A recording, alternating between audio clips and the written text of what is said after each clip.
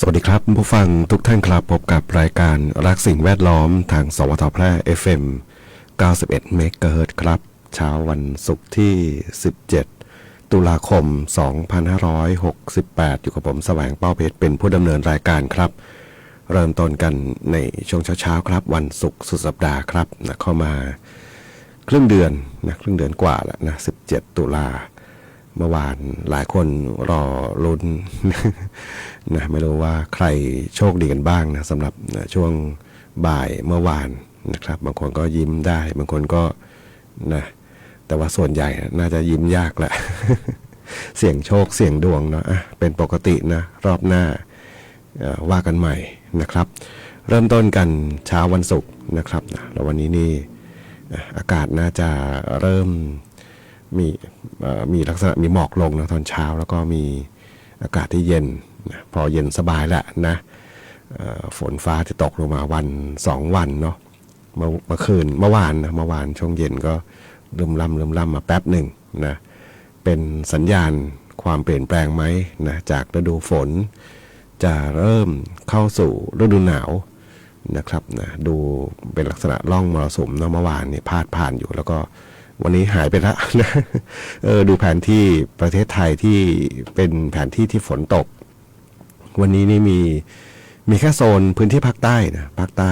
3-4 จังหวัดนะเป็นสีเหลืองนะนอกนั้นเป็นสีขาว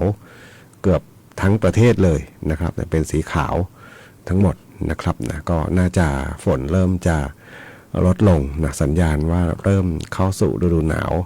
กำลังจะมานะครับนะก็ใช้เวลาที่อาจจะมีไม่มากเนาะสำหรับอากาศดีๆนะครับนะเพราะว่าหลังปีใหม่ไปนะก็ไม่แน่ใจนะว่าฝุ่นละอองไอ้ที่มันมาจากไหนก็ไม่รู้นะมันจะมาหรือเปล่าเนาะไม่ได้นัดมันก็มา PM 2.5นะนะมีพฤศจิกาธันวา2 เดือนละตีซะว่า3 เดือนนะตุลานี่นับเป็นเดือนแล้วกันเนาะที่อากาศดีแล้วก็พฤศจิกาธันวามกราคมอีกนิดหน่อยเนาะถ้าหลังจากนั้นก็เราก็จะมาบ่นกัน PM 2.5อีกวันนี้พบกันเช่นเคยครับกับช่วงเวลาของรายการรักสิ่งแวดล้อมท่านผู้ฟังที่ติดตามรับฟังอยู่ครับนะบทเพลงเพื่อชีวิตอยากจะฟังเพลงไหนอย่างไรก็สามารถที่จะแนะนำได้ครับทางโทรศัพท์0545235516ครับนะแฟนเพจพิมพ์คอมเมนต์ไว้ได้กับช่วงเวลาของรายการรักสิ่งแวดล้อมครับ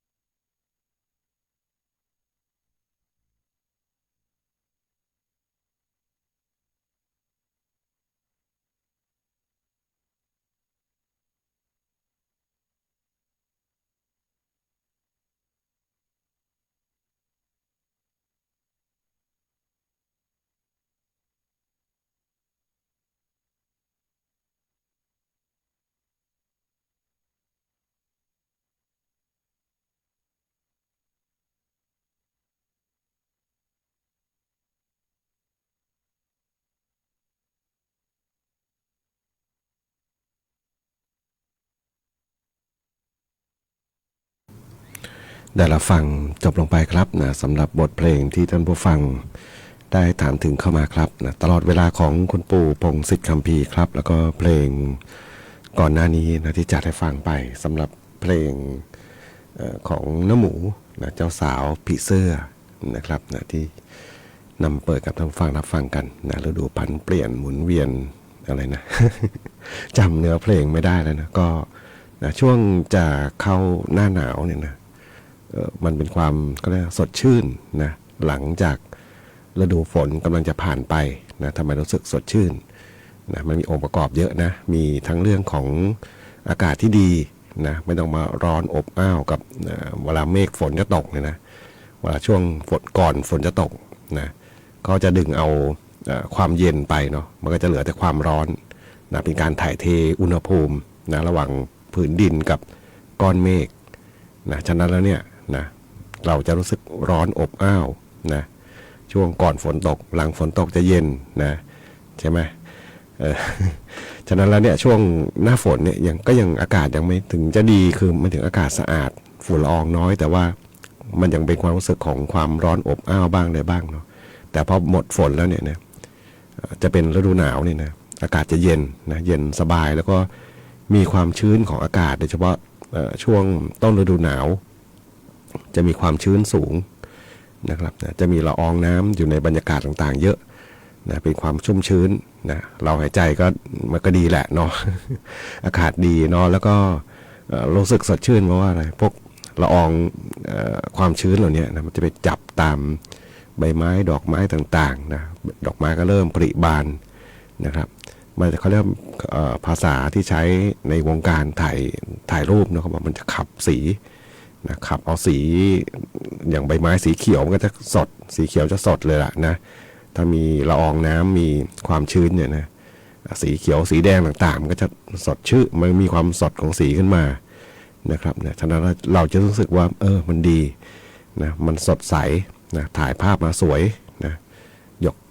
นอกจากเสียจากว่าถ้ามันแห้งแล้งนะแห้งแล้งนี่มันจะสีมันจะจางลงเนาะสิ่งที่เราสัมผัสได้ด้วยดวงตาเลยเนี่ยนะมันจะรู้สึกมันไม่สดใสนะครับเพราะว่ามันไม่มีก็ได้นะเป็นละอองน้ำไปขับสีขึ้นมานะครับนะอันนี้ก็ทำให้เรารู้สึกว่าต้นหนาวเนี่ยอากาศจะดีแล้วก็สดชื่นเนาะก็เป็นที่เรียกว่าหลายที่เนาะก็จะเป็นที่นิยมในการท่องเที่ยวกันนะครับนะเห็นไหมบางที่นี่มีแต่เขาเรียกนะดอกข้าวโพดขาวๆนะยังสวยอะ บางที่มีดอกหญ้าขึ้นเป็นผืนนะผมเคยปั่นจักรยานไปทางอ่างแม่มานเนี่ยนะด้านหลังอ่างแม่มานเนี่ยนะก็จะเป็นแนวที่เขาเอาใช้ก้อนหินเนาะเป็นเรียงหินเรียงต่างๆมันก็จะมีหญ้าขึ้นแล้วมีดอกหญ้าขึ้นนะก็สวยงามนะนะนี่คือความงดงามเนี่ยแต่พอผ่านพ้นช่วงที่ความชื้นมีมากแล้วเนี่ยนะหมายถึงเริ่มแห้งแล้งแล้วเนี่ยความสดชื่นเหล่านี้มันก็จะเริ่มหายไปนะครับเห็นไหมมันมีเพียงแค่ระยะเวลาหนึ่งเนาะ อาจจะไม่มากแต่ว่าก็สร้างความสดชื่นได้ในเรียกว่าหลายๆคนที่ได้สัมผัสกับบรรยากาศเหล่านี้นะครับนะก็ช่วยกันเนาะเรื่องของการรักษาคุณภาพอากาศที่ดีนะเพราะว่ามีระยะเวลาที่เราจะสัมผัสหนาวเนี่ยไม่กี่เดือนหรอกเนาะเดือน2เดือนนะครับนะก็ที่พูดไปก่อนเพราะว่าก็ระยะหลังนี่เห็นว่าเดือนมกราคมนี่บางที10 กว่าวันเองอะ ฝุ่นละอองเริ่มมาควันเริ่มมาเลยนะก็ช่วยกันนิดนึงเนาะเพื่อส่งเสริมการท่องเที่ยวบ้านเราไปฟังเพลงกันต่อครับกับช่วงเวลาของรายการรักสิ่งแวดล้อมทางสวทแพร่ FM 91 เมกะเฮิรตซ์ครับ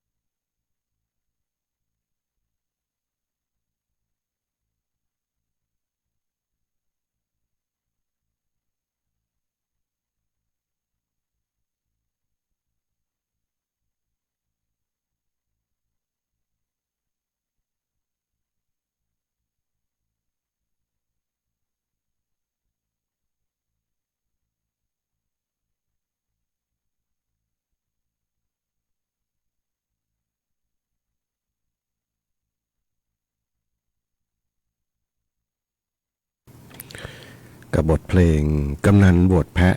นะที่ท่านผู้ฟังถามถึงก็มาบอกไม่รู้ชื่อเพลงนะแต่ว่ามันเป็นเพลงเกี่ยวกับเรื่องงานบวชเนี่ยแล้วก็มีซานตาน่าเข้ามาด้วยนะกำนันบวชแพะนะเป็นบทเพลงหนึ่งของคุณแอดคาราบาวนะแหมมันก็ตรงๆเนาะนะครับบางทีก็ผิดขนาดนะเจตนารมณ์ของการบวชนะเราบวชเพื่อที่จะศึกษาพระธรรมวินัยนะหลักธรรมคำสอนของพระพุทธเจ้านะครับนะมีแค่นั้นเองนะเคยมีคนที่เขานะถ่ายรูป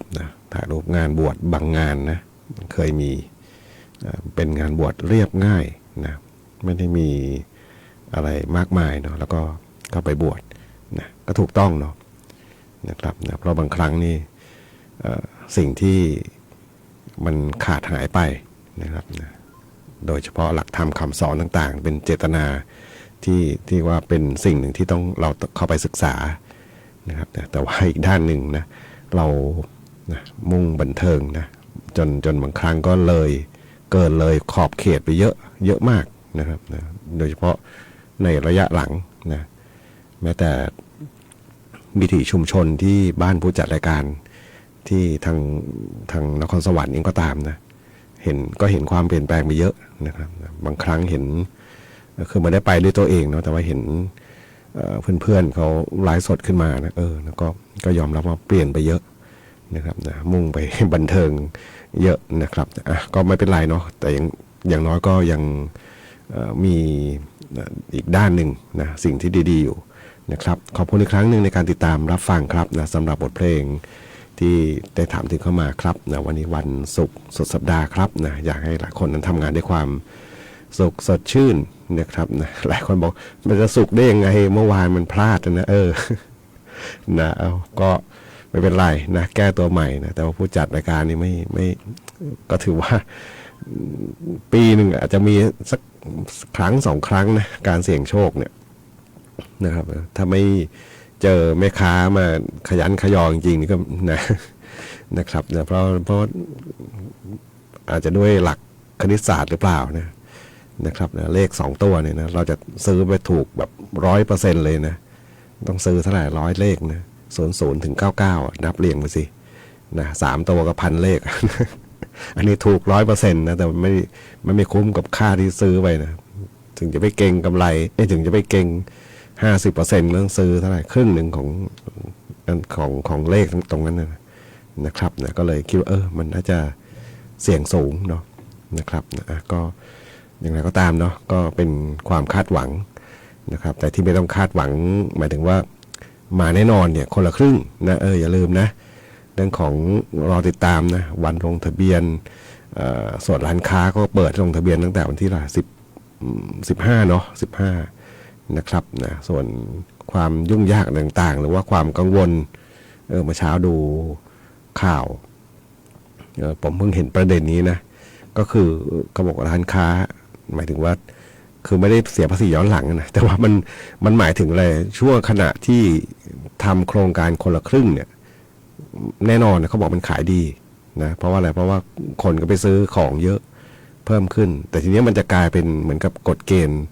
อะไรบางอย่างของภาษีขึ้นมานะว่าร้านนี้ขายดีเนาะอะไรประมาณนี้เนาะก็เหมือนกับถูกจับจ้องไม่รู้ว่านี่เป็นข้อมูลจริงหรือเปล่านะหมายถึงร้านค้าเขาให้สัมภาษณ์กับผู้สื่อข่าวทีวีช่องหนึ่งนะครับนะเขาบอกว่าเนี่ยมันจะเหมือนโดนจับจ้องจากสรรพากรว่าเนี่ยนะเขาขายดีเขาก็บอกมันก็ดีช่วงเดียวไงช่วงแค่คนละครึ่งนะอันนี้ก็ที่ดูอยู่นะรายการทีวีหนึ่งก็บอก มันก็เป็นช่วงระยะเวลาหนึ่งแต่พอหมดโครงการไปแล้วเนี่ยมันก็จะเข้าสู่ภาวะปกตินะครับแต่เราก็บอกกำไรมันก็ไม่ได้มากมายอะไรนะเพราะว่าบางอย่างก็ต้องยอมรับจริงนะมันคือหมายถึงว่าขายของโชว์หวยทั้งหลายเนี่ยนะเราไปซื้อมาจากไหนร้านเล็กๆเนี่ยก็ต้องไปซื้อจากห้างนะไปรับมาจากห้างซึ่งราคาเนี่ยผมว่ามันก็นะมันก็จะมาขายในชุมชนสำหรับเหมาะสำหรับคนที่ไม่ได้เดินทางไปห้างเองเนาะกำไรมันก็ไม่ได้มากจริงๆนะครับก็ ก็ค่อยแก้ไขไปเนาะทีละเปราะทีละเปราะ เล่าให้ฟังนะไปฟังเพลงกันต่อครับนะสำหรับเพลงนี้ของไม้เมืองกับงานเพลงอยากพับแผ่นฟ้าครับ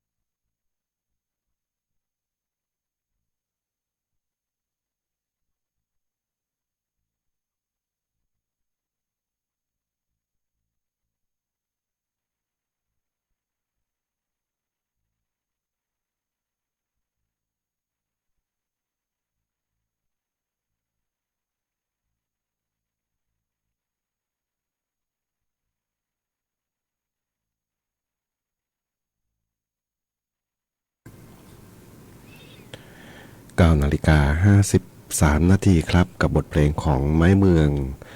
อยากพับแผ่นฟ้าครับส่งมอบเป็นความสุขสำหรับท่านผู้ฟังที่ติดตามรับฟังรายการรักสิ่งแวดล้อมทางสวทแพร่ FM 91 เมกะเฮิรตซ์ครับนะท่านผู้ฟังที่ถามถึงเพลงนี้เข้ามานะจากทางพะเยานะทางตอนบนของ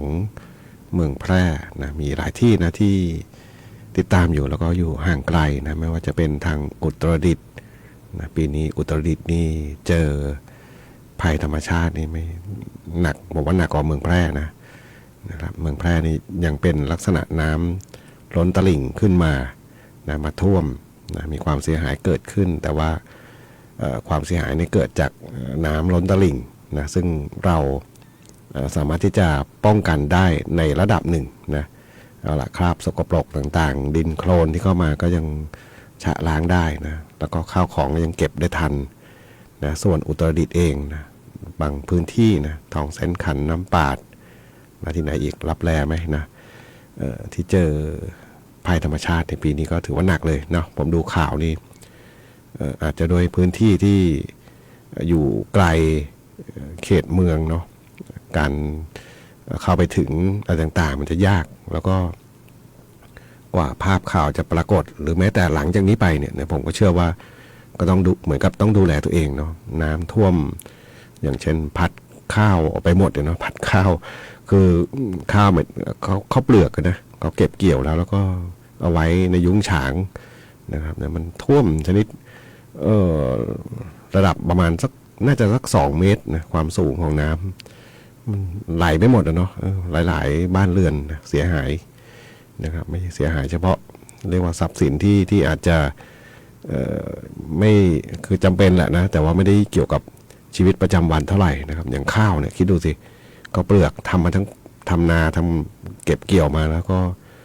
อาจจะมีบางส่วนที่รอขายหรือว่า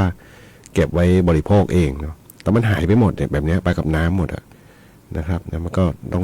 บอกว่าสาหัสนะครับหลายๆพื้นที่นะครับอยู่ใกล้บ้านเราเนี่ยเนาะทางอุตรดิตถ์เนี่ยติดบ้านเราแต่ว่าเจอภัยธรรมชาติปีนี้ไปก็เสียหายเยอะนะครับอย่างก็ตามแล้วก็เป็นกำลังใจให้ทุกท่านนะที่ต้องฝ่าวิกฤตตรงนี้ไปนะครับนะเพราะว่าบางทีบางครั้งพอภัยเหล่านี้ผ่านไปแล้วเนี่ยนะมันก็เหมือนคนบาดเจ็บเนาะแผลถึงจะหายก็เป็นแผลเป็น แล้วก็เป็นพื้นที่อยู่ห่างไกลเนี่ยบางทีการรับรู้ของสังคมภายนอกผมเชื่อว่าก็จะยากเนาะนะครับนี่เข้าใจได้เลยนะว่าปัญหาที่เกิดขึ้นก็ต้องถือว่าเป็นส่วนหนึ่งที่สังคมเองที่มองเห็นแล้วก็เข้าไปช่วยกันแก้ปัญหาตรงนี้นะครับมาถึงช่วงท้ายรายการครับดูพยากรณ์อากาศเช้านี้ถึงเช้าวันพรุ่งนี้ภาคเหนือมีฝนฟ้าคะนอง40%ของพื้นที่ส่วนมากบริเวณจังหวัดแม่ฮ่องสอนเชียงใหม่เชียงรายลำพูนตากกำแพงเพชรและสุโขทัยครับฝนก็น้อยลงในช่วงนี้ครับวันนี้รายการทักสิ่งแวดล้อมทางสวทแพร่ FM 91 เมกะเฮิรตซ์คงต้องนำรายการท่านผู้ฟังก่อนพบกันใหม่ในสัปดาห์หน้าวันนี้ขอความสุขความโชคดีจะมีแต่คุณผู้ฟังทุกท่านสวัสดีครับ